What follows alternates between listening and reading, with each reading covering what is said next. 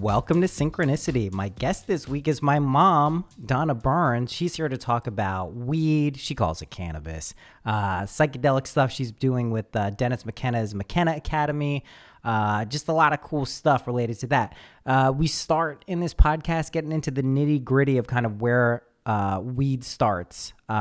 Weed starts? I don't know. Is that a good description of what I did?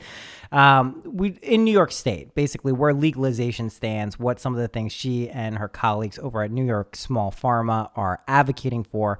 And, you know, just from there, we get into like other stuff and it's fun and it's cool. And she's my mom and I love her. And you're going to love this episode. It's super fun. Since this is an episode about weed, it's a wonderful time to mention. They get a couple shout outs in this episode anyway, but let's do the actual promo for them. The guys at Ned, helloned.com. Do you know about them yet? The guys who are doing CBD, so full spectrum hemp oil, a lot of other cool products, just redesigned their website. Just cool guys. Like you'll hear me mention them a few times in this episode because we bring up CBD and we bring up cannabis and kind of the therapeutic effects. But they get the holistic picture of what this is about. There are people who are in this for money, financial reasons. There are people who are in this for, you know, wanting to get in because it's cool. There are people who genuinely care about it. The guys at Ned actually do. So if you're interested in trying CBD for the first time or you're looking for a brand that's actually you can feel good about, the guys at Ned are amazing. HelloNed.com. If you use the code SYNC, SYNC at checkout, you get 15% off your order. So go ahead and do that. Support good people doing good shit. They're cool. I love them. This episode, I had to get that in there because it's just like the perfect dovetail and tie into this episode. This is a cool episode. It's my mom. I don't know what else to say. She's cool. There are links to everything that go on we talk about in this episode. New York Small Farma, the McKenna Academy. She has a website. She didn't promote it at all. I don't, wakeupandeat.com. She's like one of the best cooks I've ever met. It's incredible. If you're into vegan, healthy stuff that is actually really good and you can like actually want to turn on people to healthy eating that doesn't suck, wakeupandeat.com is her website. She would never mention that, I think. She's so focused on the goal of weed and psychedelics. She has no time for the food stuff. We could have talked about a lot more. She knows a lot about a ton of shit. I'm sure I'll have her back on soon. I'm going to Turkey, guys. Listen, there's a map. You can look it up of how worthless the U.S. passport is. There's like 4 places in the world I can travel to. Mexico. I don't even think Canada's letting. Is Canada letting us in? Mexico, Canada, Tanzania, and Turkey.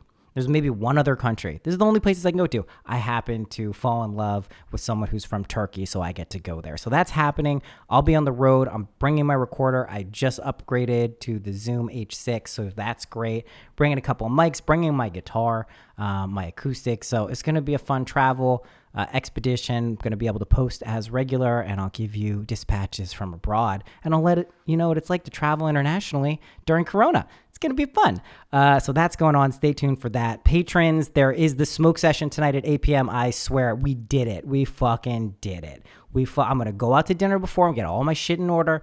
Good for you for hanging in there. I've rescheduled this thing twice because it was Mercury retrograde, and then I was getting my shit together. So I'm always getting my shit together, let's be clear. But anyway, that's going on.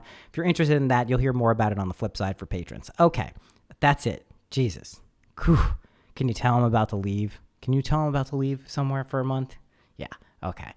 Without further ado, here is my mom. She's so cool, Donna Burns.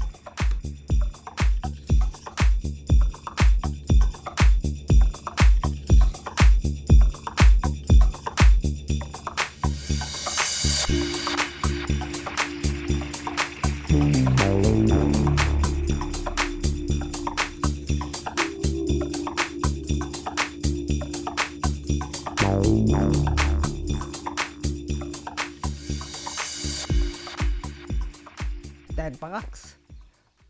This. Yeah. What is that thing called? It's a Zoom recorder. Right. And it records audio. Didn't you have something like that before? Or somebody else I know had it? I had something exactly something like this, like it. but Okay. it was this is 2 versions later. Okay. Okay, welcome to Synchronicity. Thank Mom. you. You're welcome. How are you? I'm great. How are you? I'm good. Good. We're here to talk about weed, right? Yep. We're here to talk about cannabis yeah. and whatever else comes up. Yeah. Well, let's talk about what you want to talk about then. You're the guest. Well, thank you. Is that my introduction? That's your I mean, this is true. You're not the first person who's caught off guard by that. I do an intro before where I explain who the guest is and the context of what's going on. So it's usually we just start talking. Okay, so we just start talking. Yeah, So you've already explained you who know, I and also, am, and I'm your mom, and Sometimes people also I found that sometimes when people have to explain who they are, it's like they have too much of a spiel or an idea. So we just have a regular conversation. Okay, I'll great. do the burden falls on me to accurately describe who you are. Or even ask a question. Yeah. Well, yeah. I mean, we came because it's good to have you on the podcast for any reason, but you have been doing a lot of work around cannabis in New York State, and which is something that you've known me my entire life. I've been very interested in an avid endorser of cannabis and legalization, and you also have been places where you see that it's totally legal and fine, and in New York it's not. So you're kind of at the grassroots level, with the legislation. So this is a good platform to talk about that. Right? Well, that's great. Yeah, thank you. Well, so I am from New York originally. My born there and now live here. I'm glad you live here too. I haven't seen that many states or any, if I really think about it, where it's legal and it's working out great. Yeah. It's working out better, but it's definitely not working out great. I am on the board of a couple of organizations. One you've already probably announced is the smallfarma.org, and we do work to try to bring adult use cannabis into New York in a smart way, in the best way that's out there, that it doesn't exist but should exist. Right. What does that mean? So that means we see the cannabis plant as a way to change everything about how crops are grown, how plants are grown, how society functions, everything. And so what's happened in other places basically is this has become a big business. The same guys you see walk into any other business with their suits and their briefcases and their clubby club, run the business, and everybody else got to play by their rules. So you're going to get the big corporate cannabis, and that's what you get. And and maybe if they feel a little pressure, they'll let some little teeny players around the edges, or they'll still be what we call the unlicensed market, or don't call it the black market anymore, don't call it the illicit market. It's just unlicensed and it's out there, and that's the legacy market. You think it's important to not use the nomenclature of black or gray or illicit because it's not on a substance that no one's talking about people who are making their own pickles or hot sauce as the illicit hot sauce. Right, exactly. Right, and I mean, and this is a plant, and that's the whole thing. It all comes back to the plant. And it's interesting because the president of the organization, Andy Novick, who I think you had as a guest one time, some episodes ago, maybe a year or 2 years, whenever it was, she really... Last year or 2 years ago? Probably was last year. It was last year. Yeah. Over a year ago. I mean, it seems like a lifetime. I mean, the last 6 months.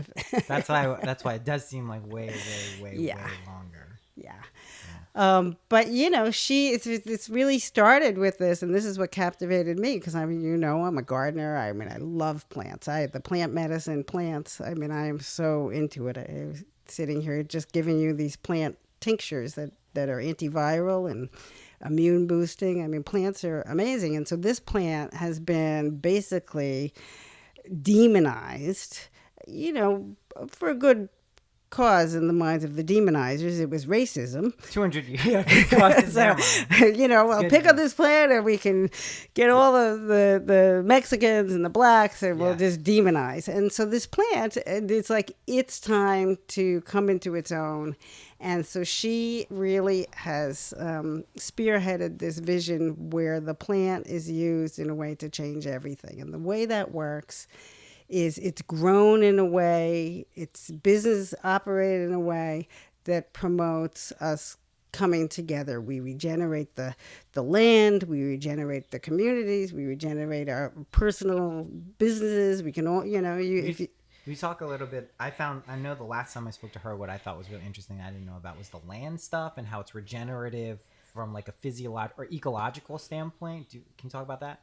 Yeah, sure. So, there's we could go for hours on regenerative agriculture, and you wouldn't want me to talk about it. You'd want someone much more knowledgeable. And they're out there.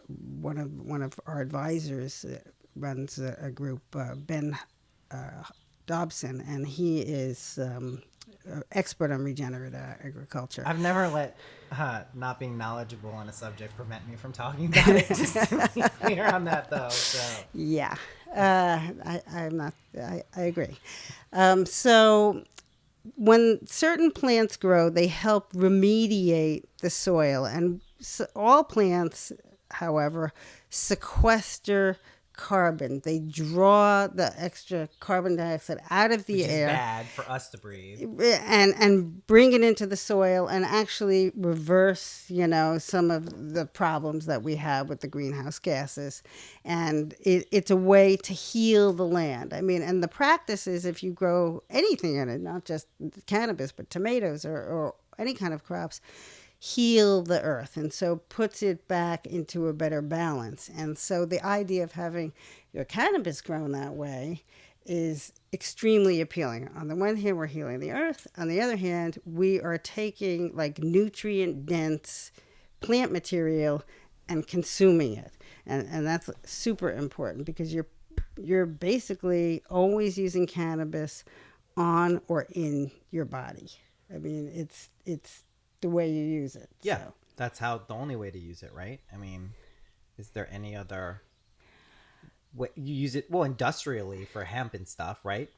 Yeah. So aren't there like multiple applications for? It's basically using every aspect of the plant, not just from its production standpoint, but also even using it as part of the agricultural process to like.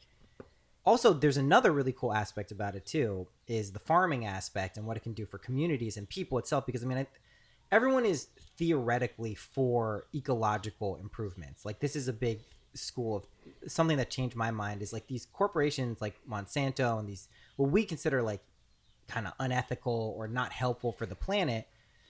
They're just serving systems that reward them for that behavior. If you shift the value of the system to making the planet better, making it easier, the systems will do that. It's not like these people have a vested interest in being shitty. It's just that they have a vested interest in making money or getting value out of something. But this seems like something for communities, for people's health. No one's a bigger advocate for the plant itself. But so from a legislative standpoint, or like plugging this into what we would call 3D world, in Woo Land, like how do you craft something that enables, like, let's say I'm someone who just really loves weed and I want to become a weed farmer and cultivator and sell my weed at a farmer's market. What does that look like in terms of like a legislative process and like how that comes about? Right. No, that's a great vision, because I think that's exactly one thing that NY Small Farma is trying to see come about, that you could do that. So you have to change your whole going in picture. So the way it has been envisioned for the most part, and especially when it started out this way, is this is a drug and we are going to regulate it like a drug. Right.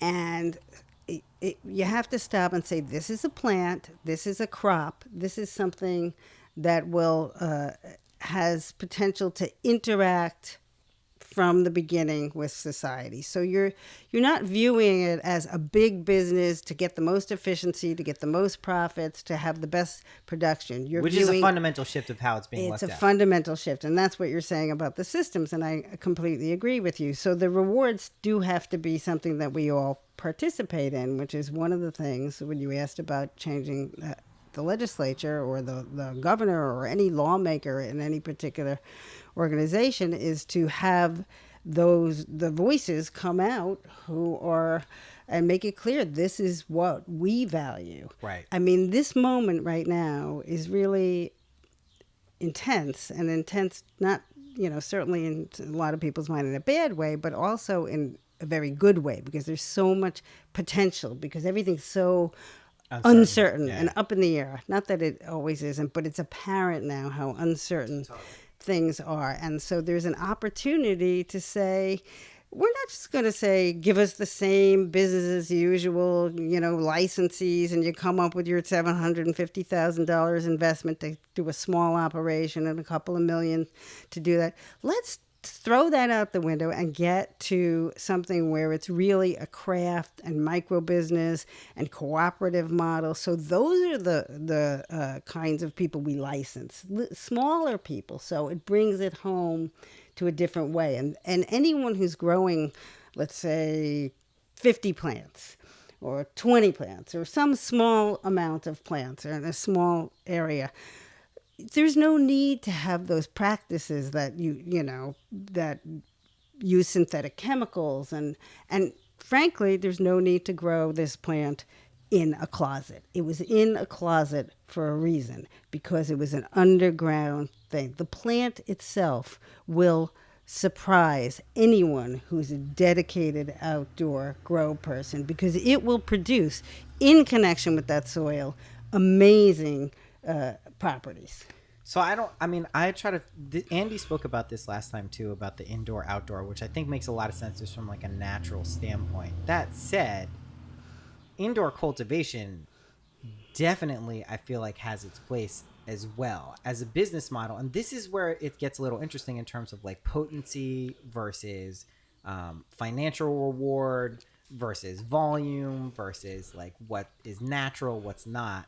I don't know where I stand on all of those issues, but I do know that, it makes sense that it shouldn't be restricted. And I do feel like a lot of the indoor cultivation strategies are born out of not being able to primarily grow it outside. I know in a lot of places where it does grow outside well, like Mendocino and all of these places in Northern California, like that weed was actually prized well before all these indoor cultivation tactics took place. So there's something to be said for that too. Yeah, and absolutely. And I don't want to forget this, because this is an essential point. So the indoor cultivation, the energy usage of indoor cultivation is staggering. To grow 4 plants inside takes as much energy as running 29 refrigerators full time.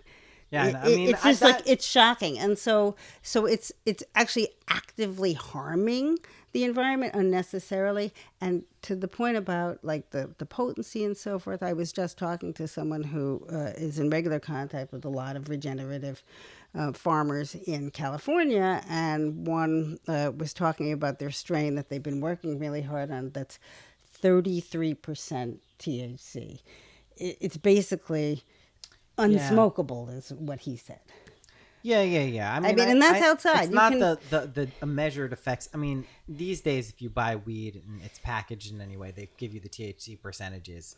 I also know from having had weed tested that was grown by me that the vast majority of these testing facilities are also like, they're not super on the up and up. Like, there's a lot of like, some aren't. I mean, I think there's certainly a race to be certifiers of good practices, and I think it's important. We need that, because when you're buying it, and I don't, buy that, so I don't know how that works. But well, if you recall, we went to Massachusetts one time. Yeah, it's not cool. But a lot of these things are testing bad, hot, they call it, for chemicals and other things. In fact, Acreage Holdings in Massachusetts, John Boehner, shop, they were testing hot on several things. They were violating, it may have been in the same article, it may not have been there, but they violating all of the rules to restrict them to a certain level. I mean, they are just going out, this is another, fast money. Well, I mean, I think this is also something that people can figure out how they want to, like, a lot of people I think are just becoming aware of the distinction between really high quality cannabis and not so good stuff. And it's subjective to a point. Like, some people like different things, like some people like to be sleepy. That said, the cleaner and more kind of I don't know, with the more awareness and care, it's like any plant. The more like love and attention you put into it, it's like anything, the better the psychological, therapeutic, medicinal effects will be. So if it's just viewed as like Budweiser, like, here, have another one, have another cigarette, have another weed cigarette, it's not going to really reveal the true power of the plant, whether it's the medicinal or, any other aspect of it. So I do think maintaining that and allowing that to prosper is essential. So again, like, what does it look like though, from like, how do you approach it when you're dealing with the governor's office? Like, what is the that law? like? The law. I'm going to answer that in 1 second. I'm just going to make one more point about any plant, because it's like tomatoes. We were talking about this at our board meeting yesterday for NY Small Farma, because we do meet regularly to talk about our strategy and our education efforts and our outreach. You grow tomatoes for different purposes. So it's like that with cannabis or any other plant. You're going to grow little cherry tomatoes for your salad, but you're going to grow paste tomatoes for your sauce, and you're going to grow beefsteak tomatoes. Yeah. Well, not beefsteak, but an heirloom variety brandywine for your sandwich. And so that same thing could be. You can use beefsteak for sandwiches. I know I don't like beefsteak. They're hybrids, and I don't like them. I mean, a beefsteak type, we'll call it. But to go back to the legislature, because it's not. So there's an apparatus when any kind of legal and policy decision comes into play. And in New York, not surprisingly, it's more complicated than other places. It's just more complicated. These people have their positions and their offices and their protocols and so forth. Yeah. And in New York, the governor has been proposing the law with, would your listeners know this? Is this too complicated? No. Okay. The governor has been proposing in the budget, his prerogative as the governor, how the cannabis should work. And so he has a proposal, and it's been out there since January. And you go and for anything anybody wants to do, and you should do, all you actually have to do is look online, find out who the person is you want to talk to, call up and say, I'd like to have a meeting with so-and-so. And usually, they'll give you a staff person, which is fine. And you go to Albany, which I completely recommend. I had no idea, and I have been, as you know, over 30 years in Washington, D.C., and Albany, the building is amazing. I mean, it's like the most amazing building I've ever been in. It's kind of like out of the movie Brazil with those elevators and so forth. Anyway, you go and you have your meeting and you talk about the provisions of the law or what you want to see happen. And so that's what we've done. And then the legislature has a parallel track, and they come up with their own things. And right now there's a bill that has been introduced, and it's in the New York State legislature, and it's in active discussions. And so what you do is the same thing there. You go and you talk to the people, and you ask them, whatever questions, and you find out where they're at. And one thing that we have done is made sure that we've educated both Democrats, liberals, Republicans, conservatives, people who are opposed, everybody. And if your assembly member or state senator is opposed to cannabis legalization, you could ask them the very question. We looked them in the eye and smiled and said, okay, but this is going to happen. So how do you want it to happen? Do you want to be on the side of helping the healthier citizens, helping their small business opportunities or opposing that, because that's what's going to come down to. How do they react to that? Some laugh nervously, some hear you, and they are genuinely interested. There have been a couple of people who we've spoken with, and we've gone back to them. So what you do is then you go back. You have your first meeting, and then you go back, and you offer to do some work for them.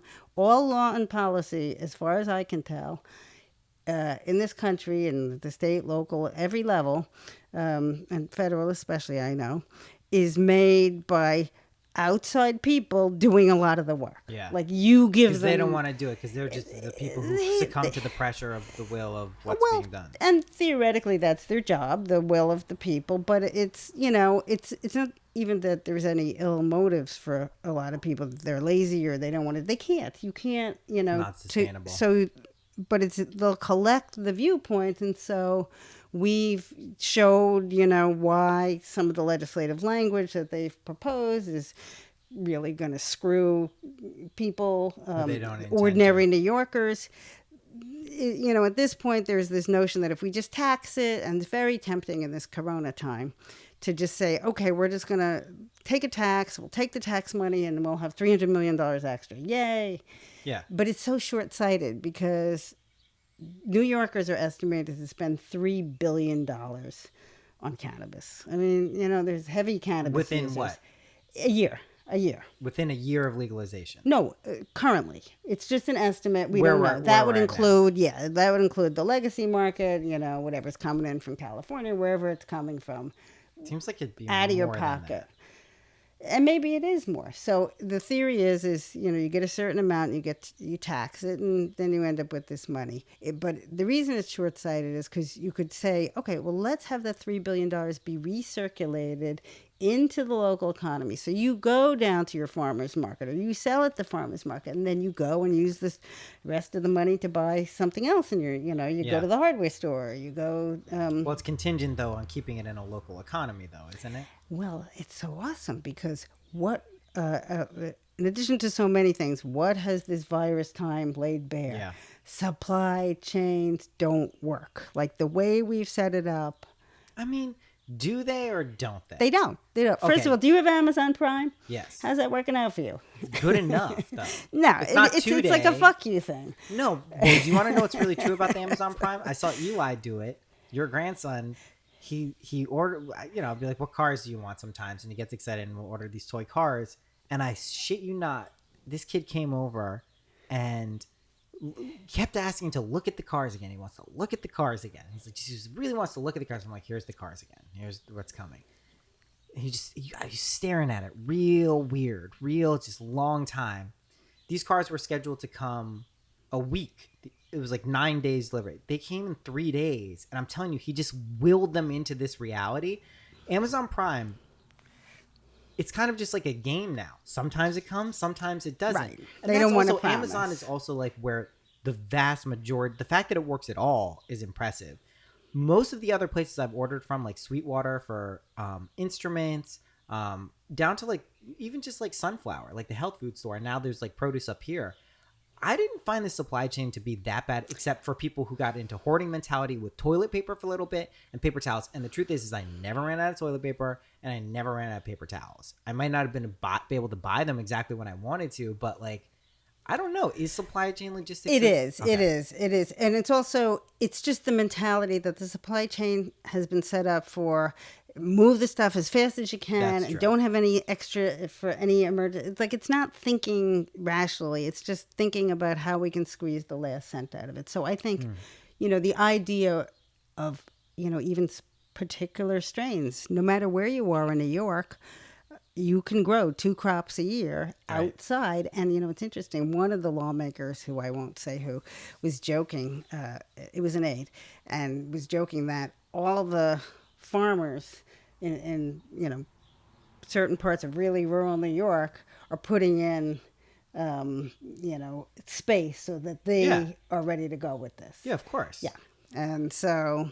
Why wouldn't you? Well, because we need to have the law allow farmers to be farmers, allow people who are not currently farmers to become farmers and to create that kind of economy where this is something that exists all throughout New York State, so people can create these small businesses. It interacts with the people who live in the city because it's a rural urban connection, just Yeah, I like was just gonna Migliorelli's say. goes down and brings its farm produce to the Union Square Market. Yeah.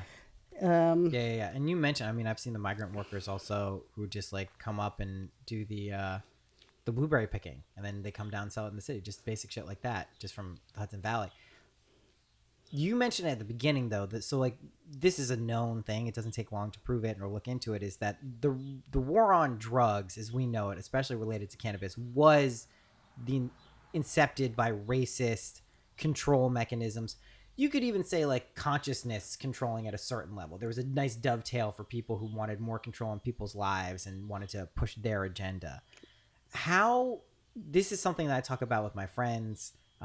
You know, Lou, who's been on this show, people who have been in a world where like what we would call illicit drugs, but certainly cannabis is, you know, that's a living for a lot of people. That's like a way of, you know, actually existing, but it's the legacy market. It's not something where like if you are moving something, just like if you're moving a bunch of tomatoes in a truck somewhere, they're gonna be like, hey, keep it moving. Those are just tomatoes. So how does this also fit into like the criminal justice reform aspects? Because I know that's something that you guys were thinking about too. Yeah, no, that's huge. It's huge. I mean, and that's another one of these pieces of why this coronavirus has like brought everything Yeah. together, because it's not something that should be ignored or even an add-on. And what has become in New York is this is going to be an add-on. So we're going to take some of that money, that tax money, and we're going to dedicate it to communities disproportionately affected by the war on drugs, which is good. I mean, that we should definitely keep that part. But what we also should do is make sure that there's more done, that it's a systemic opportunity for people disproportionately affected. So they have just as much chance of getting a license, more even, than the big guys with the briefcases, that they can really do it. So they can do whatever their business is. Now, you know, it's where we would like to see 95% of New York's cannabis be small farms, which means outdoor, regeneratively grown. I mean, that's the best for the health of New York. It's best for the health of the planet. It's best to New York be the leader, which it should be. But, you know, there is, you could imagine a small craft, best practices, Right. indoor opportunity. But I suspect a lot of people in the legacy market are more in the processing and distribution end of it, or Right. maybe not even processing, maybe just in the distribution Right. and retail Right. Side of it. Right. And, you know, Branding, or market. even There's a whole other cottage lounge, industry. you know, Yeah. on-site consumption type thing. But so those opportunities shouldn't be like, oh, you get some priority and license. Priority and license doesn't really mean that much if you have these big guys crushing you. It's irrelevant. I mean, go tell it to all the things. You know, we now think of Barnes and Noble as like the alternative bookstore. Yeah. They were like the beast. Yeah. You know, before Amazon. Yeah. All, you know, we're lucky here, as you know, because we have small independent bookstores. But a lot of places in this country don't have that. A lot of places in this state don't have that. Yeah. So I guess maintaining that is going to be something that, I mean, it's also up to the individuals to also like create and sustain and maintain those too. That's something that happens, but allowing everyone to at least have that opportunity. Have rather the than getting, and not like a lip service opportunity. No, Sure, like, we'll give you a little incubator thing here, Right. and we'll hold your hand and give you a loan, and good luck competing against Amazon, because it and I certainly don't mean to attack Amazon in particular. We had been talking about them, although What do you think about Teslas? Teslas. Yeah, I mean, I see a lot of them now. I like them. I think I'm gonna get one. Really. Yeah, I think so. They're cool. Have you been in one? I haven't. They're weird. They're like little boxes. Yeah, It's they look weird. a little weird. They don't make a stick shift, do they? No, definitely not a stick shift. I'm an in old that. school person. No, they basically are like close to driving people around. Like you can get driven down the highway. You could get driven to North Carolina, basically. I drive a 6-speed. Yeah, I know, but I'm saying like sometimes you might not want to. It's kind of cool. Yeah, yeah. You know, that would. I mean, if I am going to get private transportation to North Carolina, I'm still hoping that someone will give me a ride in their private plane, or I'll take one. Did you look into how much chartering private jets are? I looked into how much chartering private planes are. Is a jet different than a plane? It could be, yeah. Is a plane like what, a biplane? What No, kind of plane? it's not a Like biplane. It's propellers and stuff. Yeah, I mean, I don't know that. I don't know about an aircraft, but I know there's like prop planes, and then there's jet planes. And jets are fast, right? Yeah, they're better. I mean, like if I could get a little private jet, that would make it very fast, and I would be. I'm into that. That's just a funny dream. But I think because I think most people, aren't going anywhere right now. So you can. I mean, I think people, if they really want to go somewhere, that would be a natural evolution of where you would have to at least. Yeah, if you had the money, head. but that goes back to, I want to go back to not even if they have the money. This racist not even point. If they have the money, though. You could just imagine yourself in a private jet going somewhere. Yeah, well, that's what I'm doing. Yeah. That's what I'm saying. That's Don't what make it money I looked contingent. into. Otherwise, that's a much tougher road to hoe there. Yeah, okay. But I want to go back to this racist point because I think it's really important because it is really true. If you go back and look at the history, in fact, if you join our mailing list at nysmallfarma.org, you will see we send out weekly emails, and we just sent one out about Lester Grinspoon, which I don't know if you know who he is. He was like a cannabis advocate. Yeah, he was actually a friend of Carl Sagan's, and Carl Sagan apparently was a big smoker, and he was. Are you a fan of Carl Sagan? I don't want to divert to the Carl Sagan opinion. I have read some books by Dorian Sagan and his mother, Lynn Margolis, which are fabulous. Cool. But he really didn't like it, and he basically bought into the propaganda that this was bad. And then he started researching it. He taught at Harvard for decades. No, Lester. Oh, Greenspan. Yeah. And, I'm not saying Sagan didn't, but Greenspan I'm talking about. And he discovered that this was a medicine, that cannabis was used as a medicine. And, we talk about hemp now and CBD and so forth. CBD is like talking about one particular compound, chemical composition of a tomato. It's like you're not getting the flavor of the tomato.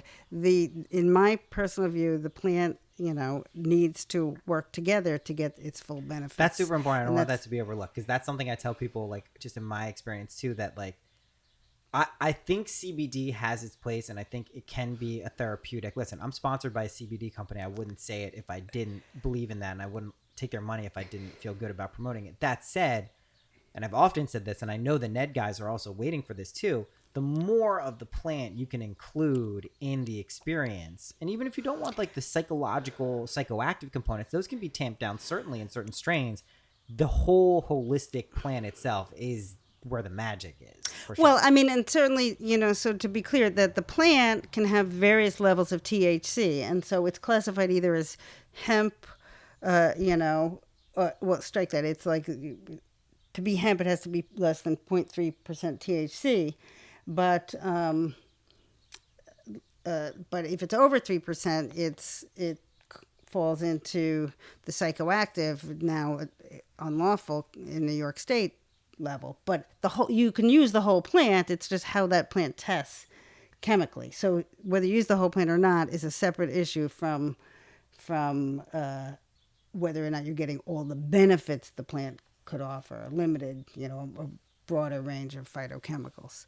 But so you could take the entire plant out of the ground and still use it. It just wouldn't have the strength in the other cannabinoids and other, phytochemicals in the cannabis. But so anyway, I still want to go back to criminal justice reform. The criminal justice reform, because so Lester Grinspoon discovered not only that it was a medicine, but he also started to use it. His son had cancer, and it worked amazingly well for him, and he became a real proponent and really did a lot of amazing work. So the point is that propaganda is very, very strong. And he initially is Harvard educated, open-minded, fell for it too. And so it really needs to be countered with the message that this is a legitimate business, and this is a business that, people of color, women, can be helpful in small a multitude farmers. of ways. Yeah. You know, because the provisions in the law right now talk about social and economic equity. And so it isn't just social, you know, social is now an umbrella for like racial. So Right. it isn't just racial justice. It isn't just gender justice. It's economic justice. So it really, and we like to think about it as environmental justice. Yeah, ecological. Yeah, because the harms from pollution fall disproportionately on people of color and poor people. I mean, so this is, you know, we need to shift the whole thing to say it's one of these rare instances. I know it's just weird because I love weed so much, but like it is a thread that if you pull on it begins to solve, or at least begin to unravel a lot of these systemic, it shifts these systemic threads to like something else that it's not many people will complain about. Now, extremists on either side will always find something to complain about and how that's going to be, you know, get hyperbolic about it. But it does provide an economic platform, an ecological platform, a social platform, which, I mean, as best as I can tell, if you're creating a system of governance, you want those things taken care of.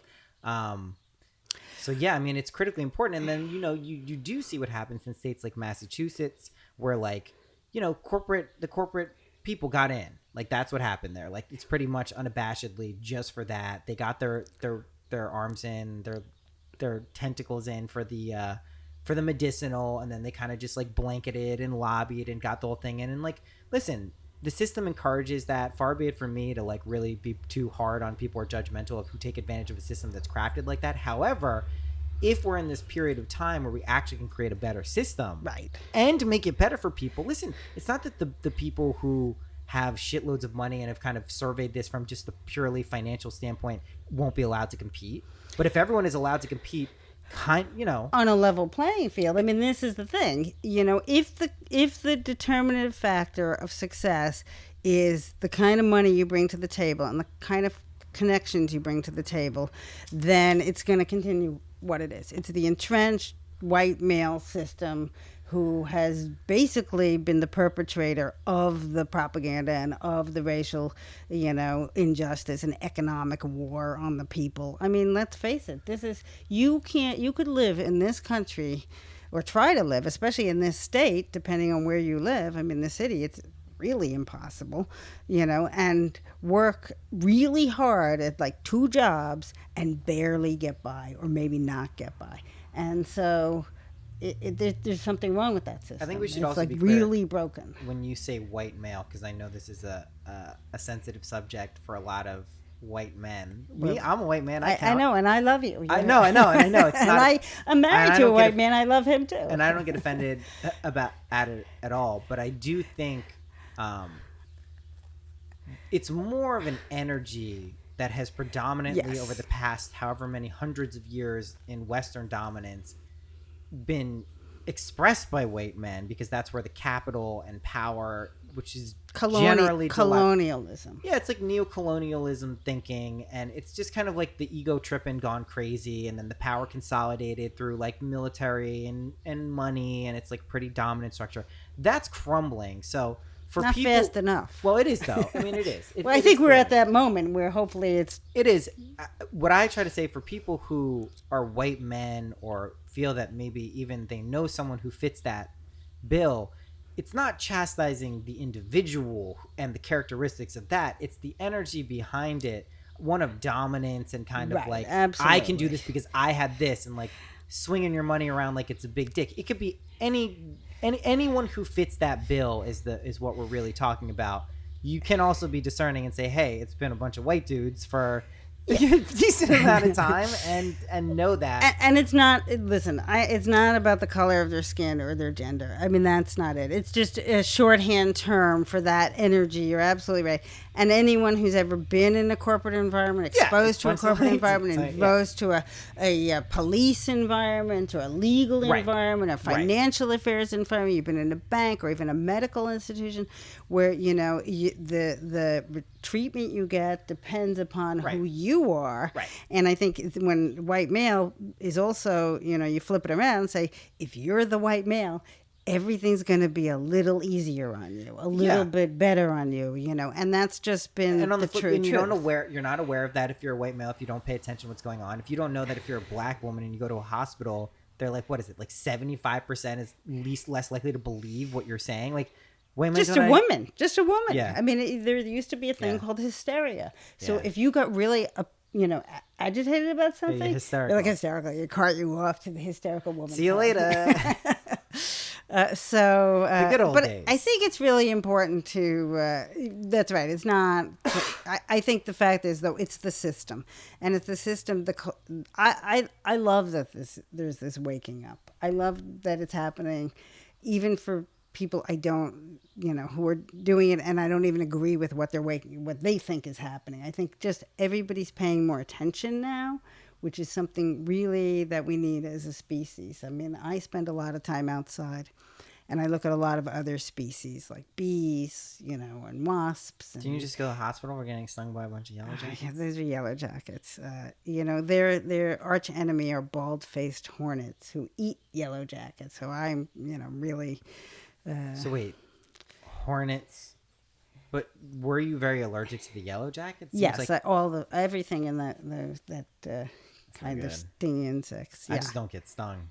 Well, I normally don't get stung, but they had they decided to build the nest in my garlic. They do it patch. underground.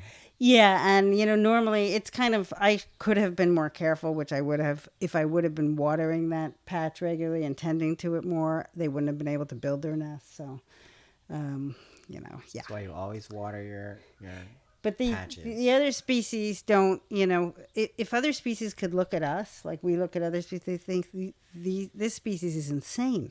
Like they are basically out to destroy each other. Like, No, I don't know. What species isn't? they just pretty much leave the others alone. Like they form pods and groups, and or some species they're Chimps more. don't. Chimps are really aggressive. Yeah. Oh, okay. That's right. And we've just taken it to the extreme. Yeah. Yeah. I mean, wonder. we're like crazed chimps. Yeah, a lot of people think that. I don't know. I think it's just. But we have potential, there also. And I'm not saying the chimps don't, because, whatever they want to achieve them for. But to really rise above that. And I think that really leads to another aspect of the plant that isn't something that you chat with your legislator about, or, all sorts of people.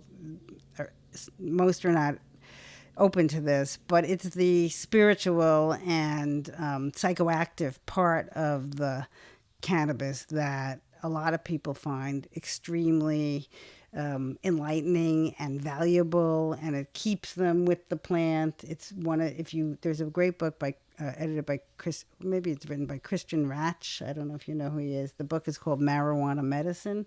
It's by Inner Traditions. It's an older book, but it's beautiful, and it talks about cannabis in different cultures and historically throughout the world, and its names and its uses. And the spiritual piece is a real piece of who we are. It's not like, well, there's the body and then there's the spiritual. And It's all the same thing. It's all the same thing. And so that's a really important part of this to learn about, because I think there's a lot there, and that is another thing that counteracts the demonization, like criminals, rapists, and they're gonna come and rape your girl. Well, it's used also as a tactic of waging war on people who are doing something that people don't want them doing. It's just like if someone's drinking a beer inside of their home or alcohol, unless they make so much noise that someone calls the cops on them, they're relatively immune. But traditionally, if the weed smell is about in like an urban area, that's pretense for going in and being like, hey, they're doing something wrong. Like a lot of these shootings for black people, like they say, oh, they smelled weed, or like someone reported weed, and that's like, who cares? Like that's Right. like not a reason for you to do anything to anyone. Like if anything, they're probably like chilling out. Like let them be. Yeah. So yeah, That's true. Well, it's interesting. When we were just in Carolina, and it's beautiful there, but they have hemp, and it's a pretty successful crop there. And I don't know everything about how it's grown, but I think it's probably industrial type grown, most of it, but probably some of it is more craft. I think it is. And they sell pre-rolls. So I was walking along the boardwalk, which most things are closed for coronavirus, but they sell hemp pre-rolls. And so I was talking to one of my friends, and they were like, "Well, you could just smoke anything now because you can. It's a hemp flower, because it's the same plant. Remember, so it burning and so forth. You can't tell the psychoactive properties or not. You know, the level of I didn't think THC. And so if you can smoke a pre-roll on the beach, you can smoke a pre-roll on the beach. I mean, I wouldn't, you know, they no, that's what's going on in the city and every other place I've been. That's what I did in LA. I just smoked weed with impunity. Well, in New York, the law has really vacillated on whether you can or you can't have CBD flower, so hemp flower. I'm not quite sure where it stands currently. Well, I mean, everything's sold in the city. I mean, but I mean, like, you know, like at a bodega, it's not like they sell it. Right. And, it's like not a big deal. You know, one of our board members is telling me about, you know, a lot of businesses where people are making craft products like tinctures and so forth out of just the hemp flower. And that's another thing that comes back to medicine and sovereignty over our own bodies, and, you know, people of color and indigenous traditions. Yeah. Where you can take the plant and use it in those traditional ways. So if you looked at that marijuana medicine and go back to your culture and how people used cannabis. Yeah.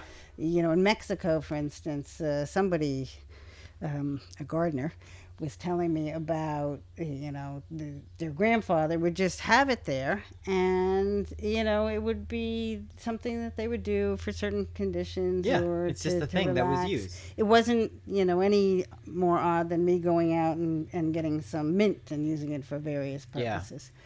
So, but that should be permitted. So if I can make a tincture out of elecampane, why can't I make my own cannabis tincture?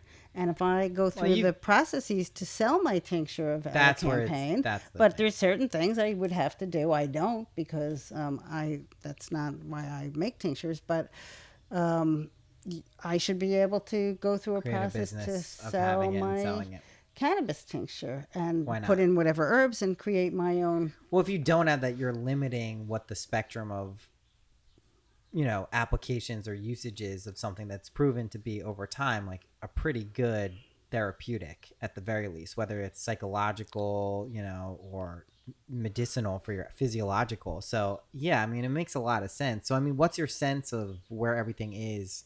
Because we're in this weird ass, I mean, are they even, he's releasing a budget? Okay, so it's a crazy. You saw his graph? You saw his little chart the other day? I just, the diagram?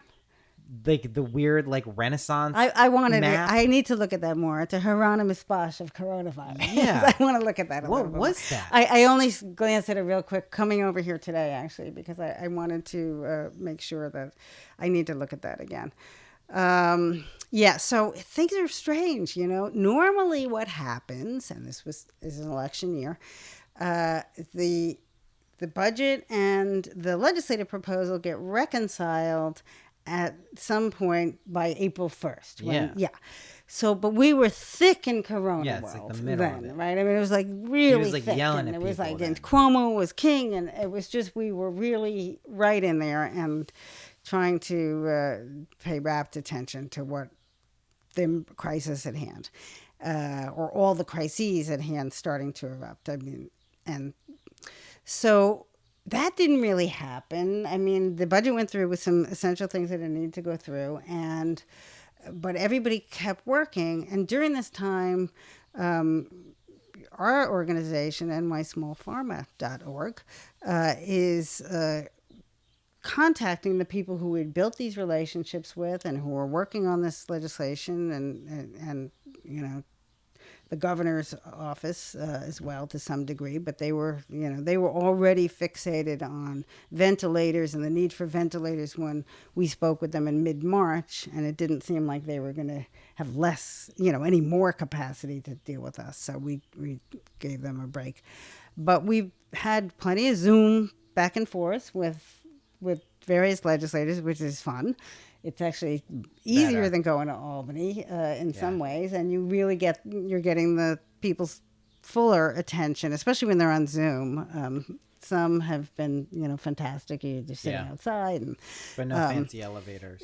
yeah, I mean, and no, imposing marble structure is it. But when you get in the offices, trust me, it's not imposing marble structure. It's Just like people in offices. and aging offices with beautiful moldings and lots of desks and a little water cooler and that kind of thing. I feel like there's going to be.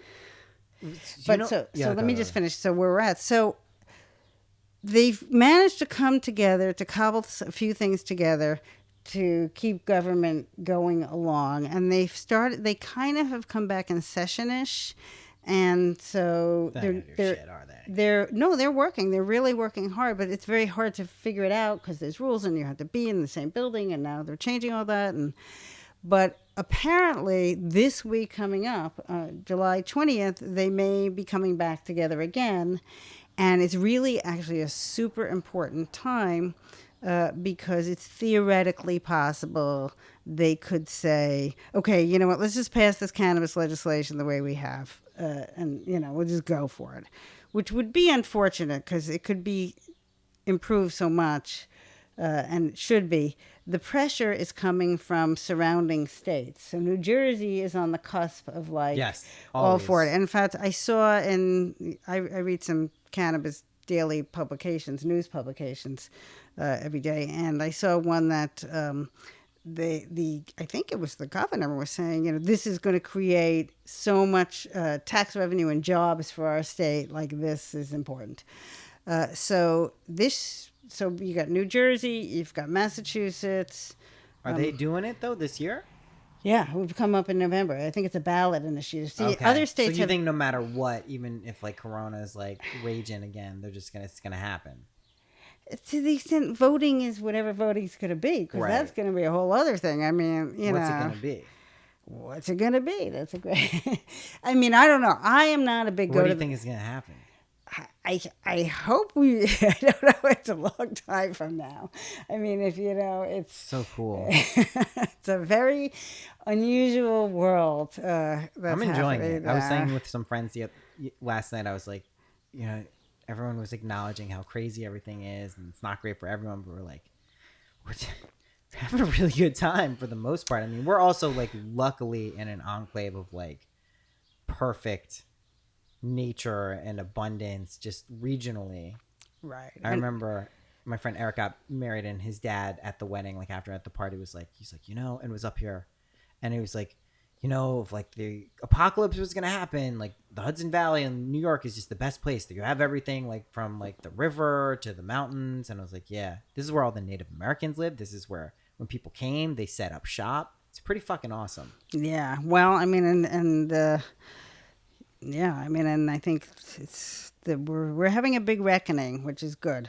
It's a long time coming. I mean, when you say even Native Americans, I mean, people think about it, and as somebody said to me recently, you saw they're changing the Redskins name. Yeah, they're changing the Redskins name. Soon we won't even be able to reference that like that. It's just we grew up with it. We're still allowed to. He finally caved in. All it took was FedEx and all these other people being hey, we're not going to give you money anymore. And he's oh, I'll change it. I remember when Washington used to have the team, and me, I really know nothing about sports, but in Washington it's such a big deal, and people are really huge. Into it, and you're in political lobbying world, you hear about this. But they used to have a team called the Bullets. Yeah. Yeah, and I bought the jacket.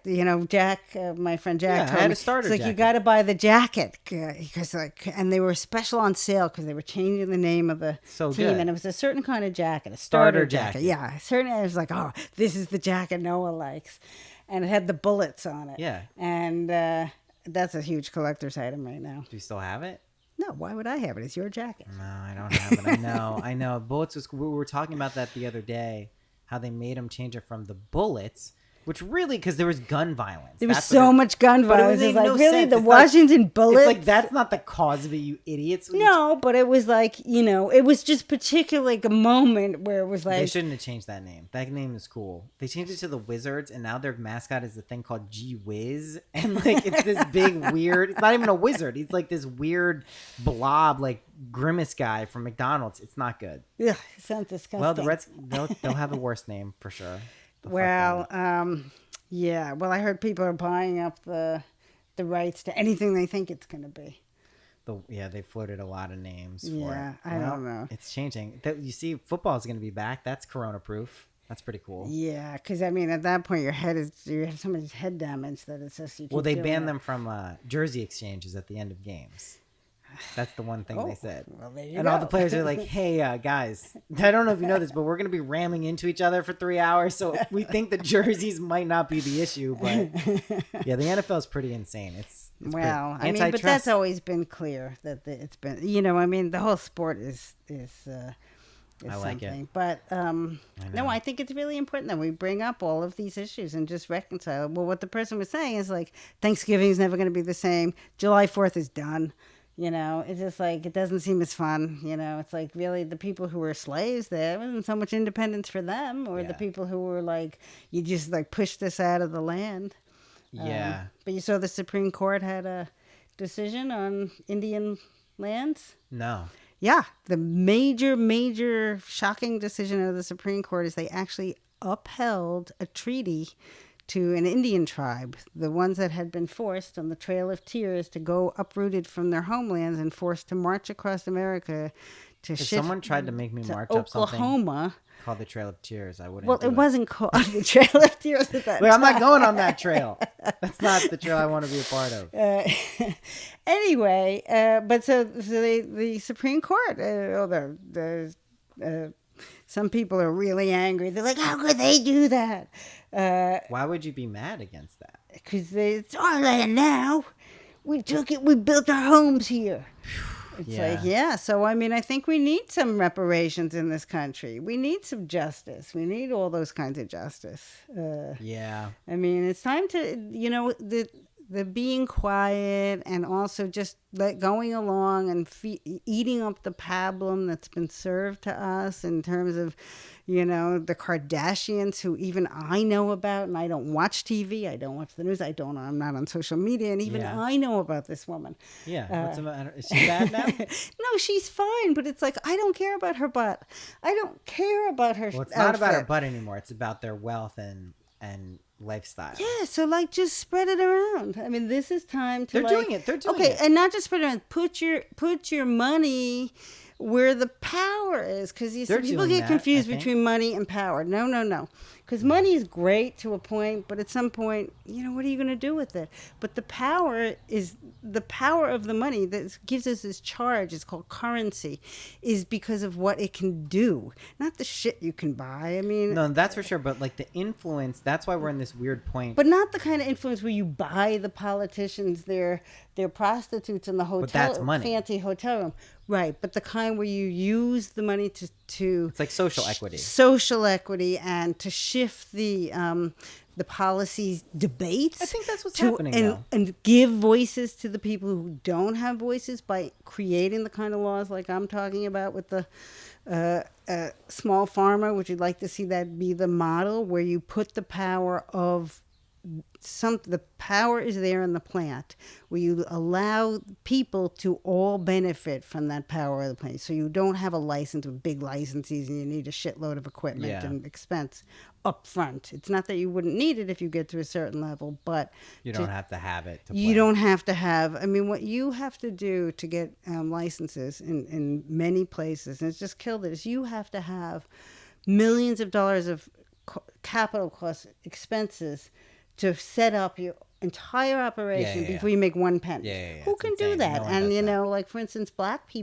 households have $5 for every $100 white households have. And so, there's this economic piece of it that is only going to be solved by giving people livelihoods that they can build their own I Yeah. heard something yesterday which I didn't know, and I'm sorry I don't know her name, but there's a woman who was the first self-made millionaire in this country, and she built a like a mansion off the Hudson in Irvington.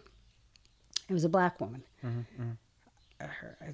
I think her name was Lucy, but we don't know what we don't know.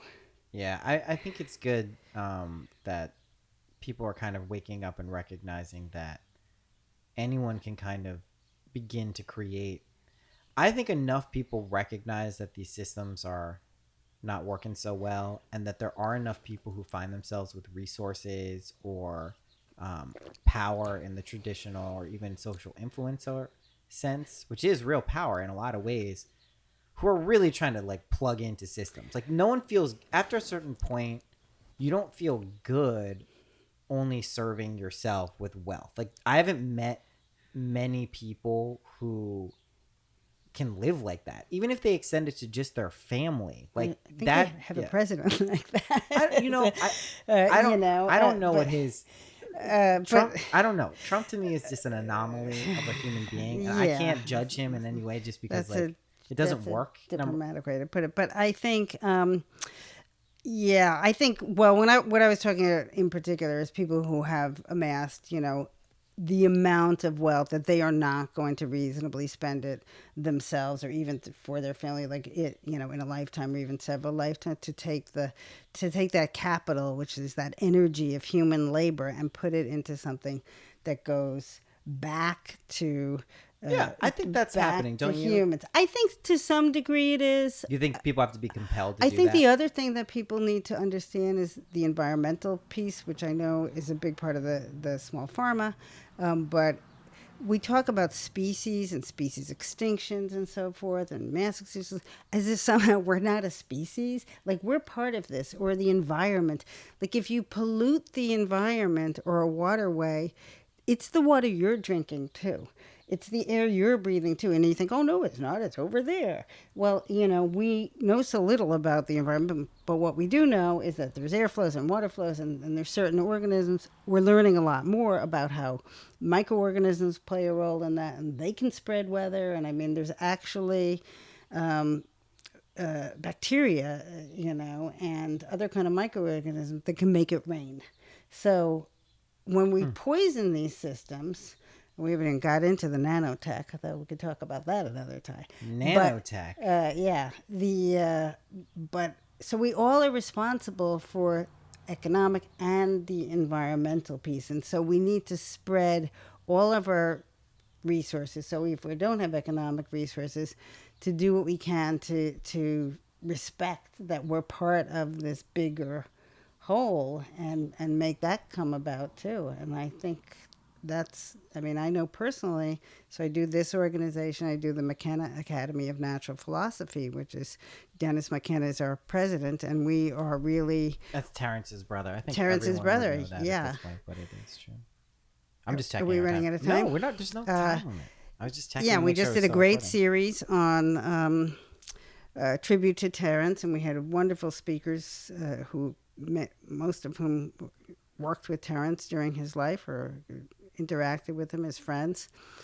Paul Stamets and all sorts of great folks, Ralph Abraham, and of course Dennis. And it's giving back to the world because I'm at a place in my life where I can do that. And you're at the prime, place of your life. You're 37. Is that the prime? It's pretty. It's I a feel like good I got time. Good 20 years here to be in my prime. Well, I still feel like I'm in my prime in a way. Well, you're not I think you just feel like in your prime. I felt younger and not in my prime. I felt younger and in my prime. I definitely feel good now. That's for sure. Well, I think feeling good is really something we should all try to go for. Unfortunately, we get as somebody said, you got to take the rough with the smooth. Yeah, but I've found recently in my life that if I look at energy that's maybe uncomfortable or dissonant and just kind of know it serves a function of like giving me a taste of something that I want to not be around or the with, uncomfortable. Yeah, like then that's a valuable thing and it has a function. I also found that like when you're really about to transcend like a pattern or a habit or an energy, you throw a lot of it at yourself. Like you throw the most of those situations at yourself in quick succession. And if you kind of don't like recognize that, it'll throw you off until you're ready to do it. So it's helpful, I think, to maintain that perspective, which is a good way of kind of staying good. You don't you don't have to feel good all of the time. Like you're failing if you're not. That way, you can pretty much deal with anything so far that I've seen in life. There's other things I haven't seen though, so who knows? So one thing I'm finding through both of these organizations is actually right along what you're saying. We are attracting the people who need to be doing this work, and so it's a way to come together as a community. It's odd to do it so much, I mean, exclusively now through social, through internet stuff, but it's happening, and people are finding their way to the work that serves them best. And if the values are such that we don't aspire to have great wealth disproportionate to our actual value, then things become a lot more sustainable. I mean, it even goes with the global hunger and all sorts of issues. There's enough food. There's always been enough We're just food. not distributing it properly. We have systems that are set up to benefit the few, and they are domination systems. They are a colonization mentality, and I think I was listening to the San Francisco Psychedelic Society has been having a series on decolonization of the drug war and of race, and I think we really need to kind of think about new systems no matter where we're at now and try to work towards those and embody those. And I mean, your listeners of this podcast, if you were in New York, you really need to ask yourself, am I going to just sit there and get served to whatever I get, or am I going to speak up and have an interest in it? Because I think it's really important. If you sit there and you're like, okay, well, just shuffle me into this and shuffle me into that, and next thing you know, you have mandatory, medical papers to fill out, wherever you go. Well, I think it's worth staying aware and abreast of like what's going on when this legislation and, laws are coming into existence. I mean, especially if it's something you care about. If you care about it, listen, some people just don't really give a shit about weed. They just kind of will take what they want, and that's totally cool. But they should care about the planet, and they should care about the health. We didn't even talk about the health and the chemicals. I've just found there's infinite reasons. You're preaching to the choir about the benefits of weed and all of the ways it can help. Or the harms. If you have, and this cannabis can test hot with chemicals, that there's one, it's called something. Eagle 20 is the trade name, and it's generally recognized as safe, which anyone who knows anything about these labels is not a super endorsement of its safety. You should always pay attention to what you're getting, and they use it on grapes and other crops, but on something that's heated, which cannabis always is, it turns into like arsenic. It's really bad, and so you don't want to have. It can be really bad. Well, I mean, it depends what you're using. Right. the tantric people and the agoris and the goras used to use, they drink arsenic. I understand, but that was just to prove a point. Well, that's a valid point. Okay, but you can do something in a scientific experiment doesn't mean you want to make it a lifestyle. Well, they made it a lifestyle. I'm just saying, like, if it's a choice, then that's one thing. If you're unwittingly and unknowingly ingesting arsenic, that's typically not and just toxic chemicals. It shouldn't. Right now in the bill that's floating in the New York State legislature, which may or may not get passed, or maybe they'll convene, maybe they'll be like, nah, we still hate it. We're going to come back and we're going to do it next year. Who cares what New Jersey does? Everybody knows it takes a while once something passed. So even if our dream bill passed, it still takes time.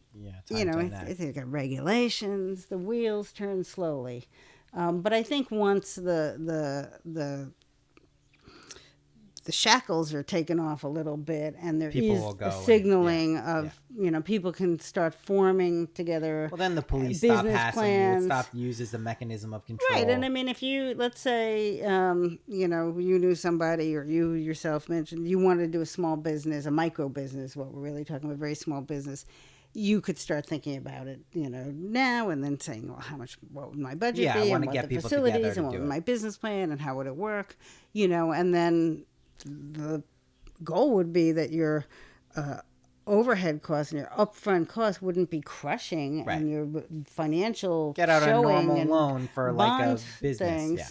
Right. I mean, you have to be able to get it together, but it wouldn't be, and in our world, you would be able to get a loan from an organization set up for that. Right. Particularly, and primarily and especially for if you were a member of a community disproportionately affected. Also, like, I know by people- the war on drugs. I mean, Yeah. you should be like first to get that loan. You should be that loan should be especially available to you. Yeah, and also like I know people, and including myself, who would be more than happy to invest in a business that really gave a shit about. I mean, this is why I'd use the Ned people. Is like they go over. They really care about what they're doing. They play music, the binaural beats of the plants. They're doing tests. Tess even works with them about these Mexico trips and these social activists, and they like really give a shit. That's the people you want to be funding in terms of like, there are groups of people who I know will do that if you give them. We would love to have them sponsor us. Yeah, you should talk to them. It made sense. Because I think because these are the businesses, and one of the nice things I've seen in the decades, so it's not all cynicism, is there have been companies, and a lot of people from my generation and so forth, who've set it up, who genuinely give back.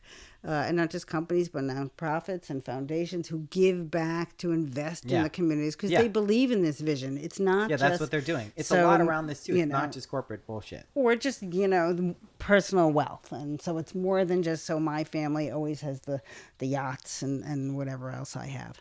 And people who genuinely give and really try to gather the resources to go forward. But our organization, the Small Farma, and the McKenna Academy as well, but we're in kind of different places, is really particularly looking for institutions and entities and individuals who will support this. The money helps. I mean, none of us, the board and volunteers, we have someone coming on now who we're excited about, who's going to help us with social media, meaning by help us do it. Yeah. We are not on social media. We do have a people website. Care about this. People know about. I'm sure someone or many people listening will get in touch too. But I mean, I think also we have our list. We have our mailing list, and we try to send out. We get feedback from that too. So. And I think like the root. What I'm seeing is the common theme, at least with this stuff, from like the whatever you want to call it, spiritual or esoteric aspect, is if you have the ability to pursue kind of consciousness expanding, whatever it is, whether it is meditation or smoking weed or taking mushrooms or whatever you want to do, float tanks, Wim Hof stuff, whatever, breathing stuff, that just give people that level of autonomy in their lives. Like that's just the base level place to start. You can have conversations about more traditionally nefarious substances at a later date, but like there's enough that we've identified that it's like, hey, it's okay. Like, we're clinically, I know my friend at MAPS, she's doing a lot of great work with them to kind of get like the clinical stuff done so they can prove that this stuff is safe in a lot of ways. But right. And so I'm glad you brought that up. I mean, like the McKenna Academy work really taps into that because it's really not telling or educating or showing people what to think, but it's how to think, how to experience fully what's here, what's there, what's everywhere. I mean, to get into a deeper experience, a transformational experience that brings us to along the evolutionary path, not just this is how it is and we're just going to work in these everyone's parameters. Illusions are being shattered. Yeah, and that's good in a way. I mean, it's very good. It's exciting to see. In some ways, it's I do have some concerns for people who are in certain age brackets, because I think it's particularly hard for them. I mean, especially children of a certain age and young adults of a certain age. What is? To transverse this odd way of being. Okay. When I grew up, you pretty much knew how the world worked. You were But you didn't. presented. That No, was- of course you didn't. But you were I think presented it's a better. way This of is being. better. But it all worked out. This is But- harder for old people, I think, because you actually thought that may have been true. People my age and younger, for the most part, are like, oh yeah, this is like way more accurate. Well, it's funny you mentioned that, because maybe older than I am, but in my generation, when I really grew up in my formative years, it was all about consciousness expanding. That's It was but you all- had the bounce back. That's the thing. So There was so at that pushback, point, though. I always said, "Oh, the world is very expansive." I was here. I went to Bard College, and we're out in the Hudson Tripping balls, River, I'm sure. and definitely attuning with nature and all Yeah. of nature's delights, That's one way and to the put plant it. teachers. And it was really still to this day one of the most fun times ever, because it was a lot of freedom back then. Back then, Bard College student body was hovering somewhere around 500 of us, and Yeah. just on this, 1,200 acres of the Hudson River and these small, teeny towns, and it was really freedom. And the city, not far, Yeah. not far. And Collectively, there was a snapback in the 80s and 90s. yeah, but I was on my path. I had children then, so I had having children is a demanding role. It's a role, all right. It's a role. It takes a lot, and especially as the mother, it takes even more. And so more than you even thought you ever could do. If you want the most out of altered state of consciousness, try being a parent, especially a single parent. I It's think a most trip. people would say that. Yeah. Yeah. But I think so. So it's a little bit surprising, but I think if you're younger, if you're 11 years old, You're good. I think it's very Nah, you're jarring. so good. No, see, here's what you don't realize. I think it's very jarring. Here's for the thing. those. You think it is, but let me tell you what's actually going on with most of these kids. Maybe some are having like a weird adjustment time. When I was 11, do you know what I wanted to do? I wanted to stay inside and play video games.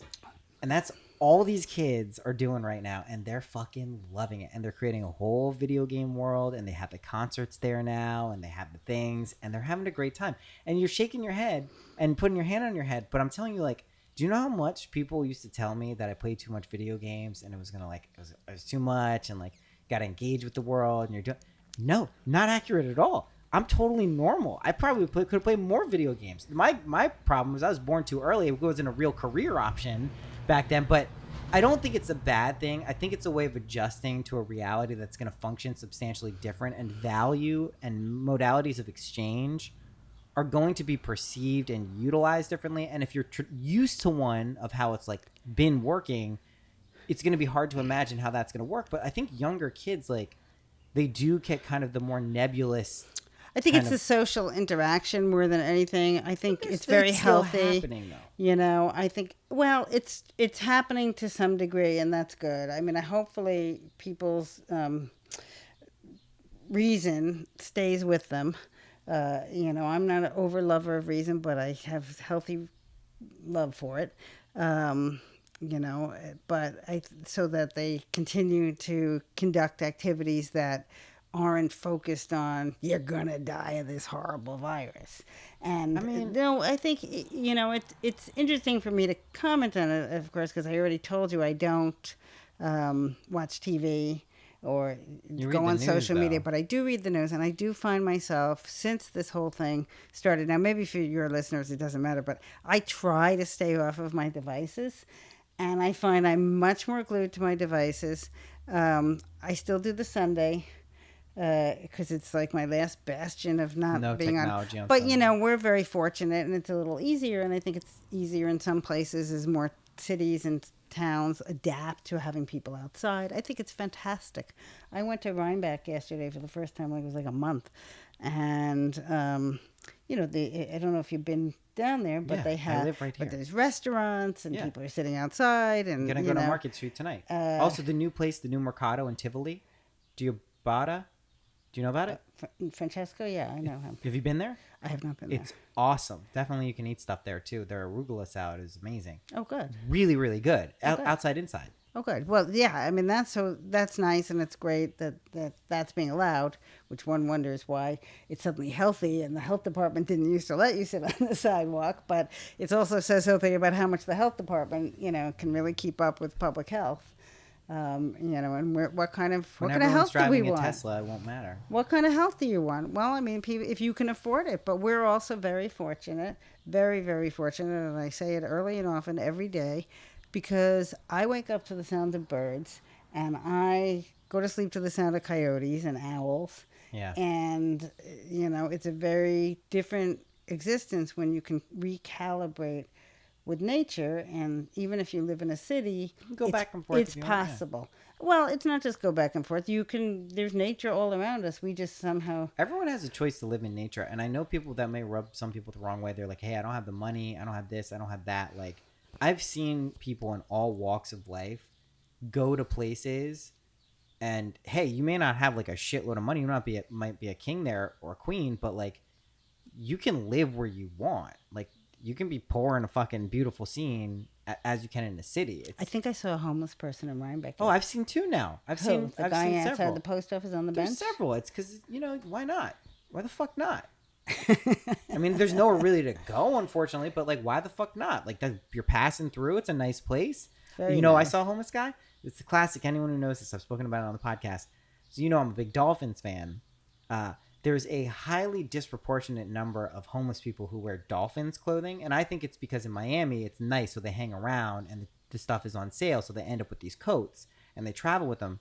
But this is like 3 years ago. I was with Alexis and we're walking in Rhinebeck, and there was a Dolphins guy in a Dolphins jacket at a bench, and I'm like, I guarantee this person. And she's like, it's Rhinebeck. There's no way they're homeless. It's like the most hoity-toity place. Sure enough, you go right by, 100% homeless. So it's just like, I figure like we should be taking care of those people, well, not just the Dolphins fans.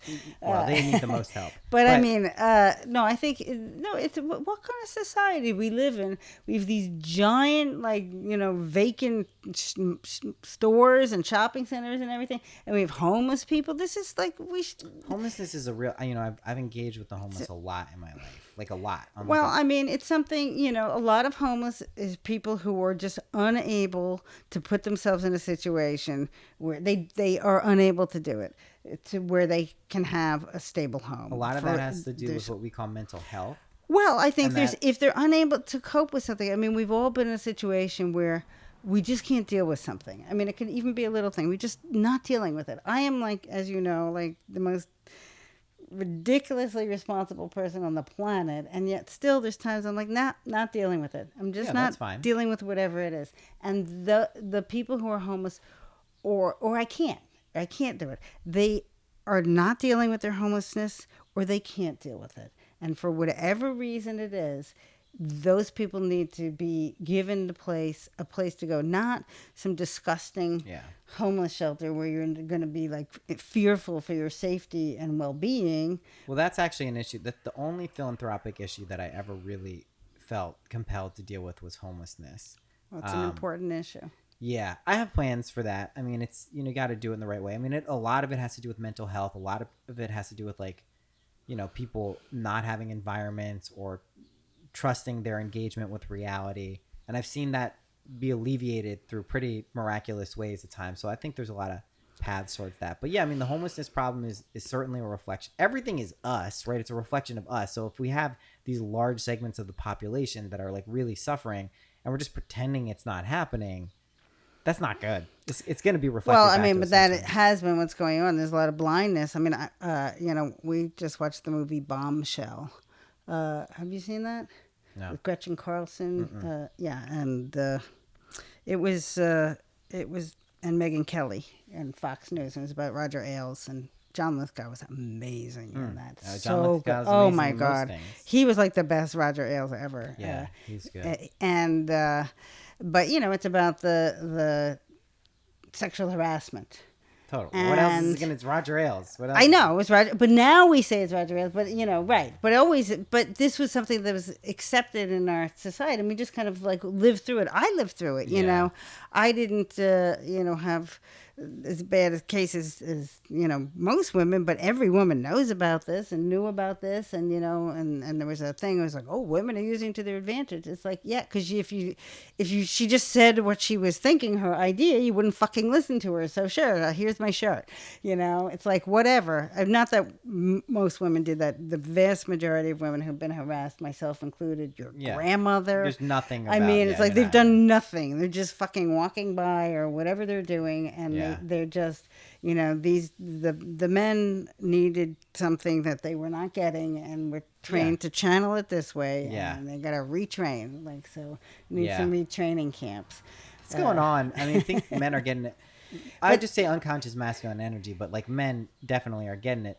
They're getting served. Well, I mean, as your grandfather used to say, payback's a bitch. But I didn't like that because I think that's too harsh to put. It's just our karma. We've put in motion the steps to get here, and so this is just what happens, and here we are. And so I think going forward, it's how do we want to engage? How do we want to engage with each other, with the natural world, and to go back to the natural philosophy and the plant and fungal teachers, and even other kinds of substances that made human help, MDMA and so your forth. Overall message is do drugs? Well, no, it's not to do drugs, but it's to really inquire within, inquire without. But you get to give your practical tip at the end. We're coming there.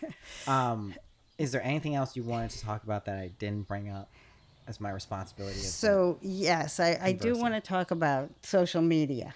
Okay. So I forswore it, and I love it, and just by virtue of listening to this as a concept, podcast, social media. No, I think it's a fabulous idea, and to connect. I think it's such at its infancy now, or it's its toddlerhood, and it's just knocking everything over. It's destroying. It's not. So you're not a fan of social media. I'm not. I don't use it, but I recognize its incredible power and genius of bringing people together and bringing messages together. So I would ask all of you listeners to assist in any way they can in getting our message out. And if anybody wants to volunteer their services, we have one person who's going to be starting our Instagram up. They're up there, but we don't really do it.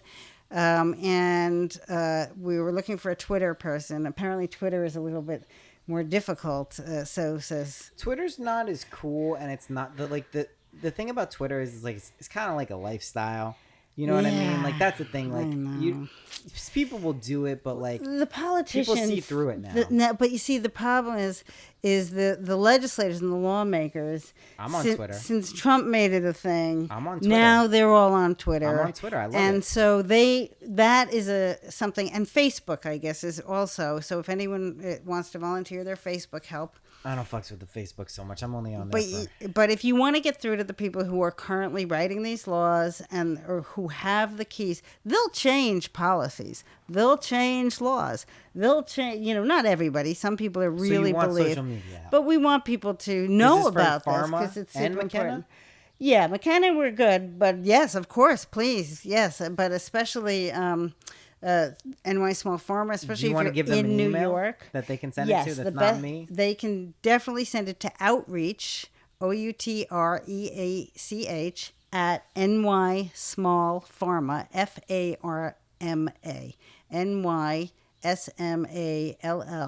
FARM. Okay, I mean, what is this, 1997/org.www? Okay. Yeah, no, because people get confused about pharma, but it's there'll be a link. There'll be a link, and I mentioned it before. Okay. Yeah. Okay. Good. All right. So, with that said, we get to the last 3 questions. Well, there's 4 questions. What's your favorite color? Blue. What's your favorite number? 7. What's your favorite animal? Bird. Just bird. Just bird. Yeah, birds. Birds. All the birds. Okay, birds. Interesting. What's a practical tip that you could share with people listening? Something that's helped you in your life. Can be anything. That's a great question. That's why I ask it. Practical tip that's helped me breathe. Just breathe. And don't talk. Don't talk Good and advice breathe. for a Because podcaster. you need to breathe first before you talk. Just breathe. And then before you even say anything, breathe. Yeah. I think I'm pretty good at breathing. Yeah. I mean, it really, in pretty much any situation, you mentioned that I had the stings. Well, at first I didn't realize I was getting stung. And then I ran screaming towards my house. My clothes were off by the time I reached the front steps. Freaking out. Freaking out. And then I just sat there and just stopped and just breathed. Yeah. And you got to the hospital and you were good still? The EpiPen. But you were fine up until the hospital? Yeah, I was starting to feel a little weird. Do you think you can make yourself not allergic with your mind? I'm going to try. I was trying, but I tried that last time, and we actually waited in the parking lot. Now, I did get stung, like, literally in my third eye by a mature yellow jacket. These were babies, fortunately. And so I tried that, and I was in there and everything. And, the thing with anaphylaxis is it doesn't necessarily come on right away. But then it comes. You start feeling, like, really tripping. Like, you're away. Yeah. Like, I feel weird. And then, so I didn't, so I went back, and it's Northern Dutchess, and they're a wonderful hospital, but they're a small country hospital, as they described to me. And so they put me in a room, and I was kind of okay. They said, well, your blood pressure doesn't seem high. You sure you use the EpiPen? Well, it turned out I had the defective EpiPen that time. Yeah, so that was a whole other thing. And they've been trying to get me sign a waiver. I'm like, no, I'm not signing a waiver, right? I didn't die, so... but so they put me in a room, and Phil, my husband, is outside, and they say, do you want the steroid IV? And they give you something else to say, whatever they give you. And some kind of Benadryl. It's antihistamine. IV, though. And I said, no, I don't want it. So she leaves, and they're in hospital time. She comes back like a half hour later, and the first thing out of her mouth is... Not a reassuring thing from a nurse. Well, apparently during that time, my entire head swelled up, and it was true. I was like losing a little consciousness. And finally, they let Phil back in. He's like, "Why didn't you give it to her?" She's like, "She said she didn't want it." Shit. Well. But so as soon as they give it to you, you start feeling better. And these very powerful steroids. And so I'm going to try with the mind. But this time I decided I'm not going to wait until that happens. Just go. And it was very convenient. I know the thing. I got my phone charger, my newspapers. I sat there. Nice. And fun time at the hospital during Corona. Yep. And then I texted. Well, there was nobody there. I mean, there was just one other here. person. And it's fine here, too. Yeah. Cool. All right. Well, thank you for coming on. Thank you. This has been fun. I love you. Yeah, I love you too. All right. All right. Bye.